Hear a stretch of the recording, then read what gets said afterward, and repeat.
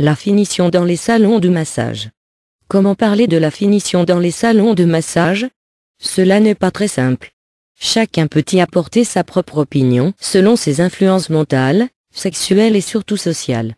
D'autant plus qu'il est presque certain d'entendre la plupart du temps une opinion totalement controversée selon que l'on pose la question à un homme ou à une femme car, il s'agit bien, hélas, de massages réservés à la jante masculine.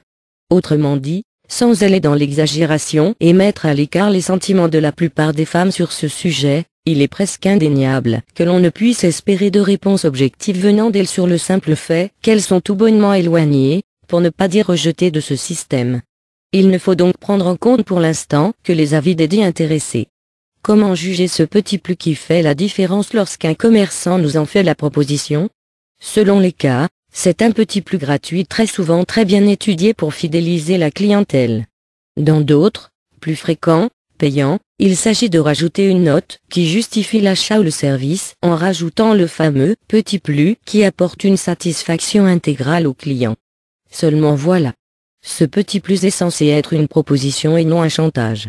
Dans le cas des finitions dans les salons de massage, il revient souvent que la proposition ne soit faite la plupart du temps qu'au moment de la moitié de la prestation, comme pour faire languir le client.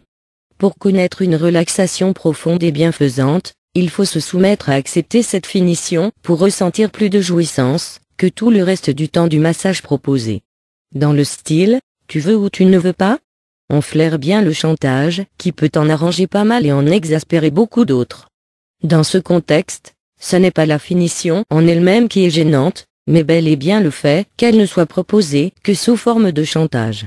Autrement dit, il serait d'usage de faire la proposition de la finition au départ et voire même l'afficher en vitrine afin que la clientèle, dès l'abord, sache à quoi s'en tenir.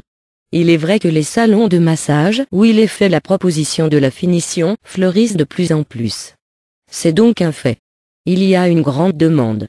Autrement dit, il ne faut pas se leurrer sur la véritable raison et l'idée que l'on peut se faire sur les massages dans ces établissements. Pendant quelques minutes, un homme peut espérer de la jouissance physique voire même de l'extase pour terminer. Il peut avoir l'impression d'avoir, pendant quelques petits instants, être pris en charge par les mains d'une semi-geisha, qui n'aurait de but que de donner du plaisir à ses clients. Tout ceci est naturel. Qui n'aurait pas intérêt à rechercher à combler certains de ses plaisirs? Il faudrait juste cependant, que ces établissements soient plus identifiables. Il y va de l'intérêt de ceux qui y vont pour de réels besoins de massage ainsi que de ceux qui y vont juste pour cette dite finition. Un chat est un chat. Tout le monde le sait. On peut tourner autour d'un phénomène et lui attribuer tous les sobriquets possibles, on finit toujours par lui donner son caractère et le nom qui lui est propre. La finition dans les salons de massage est une forme de prostitution. Sans entrer plus profondément dans l'analyse et la critique de ce système, qui, comme partout ailleurs, paraît plutôt glauque.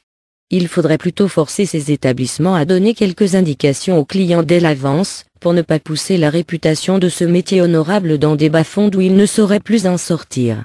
Quelques normes et quelques lois seraient nécessaires pour faire la différence. L'avenir de tous les autres massages en dépend.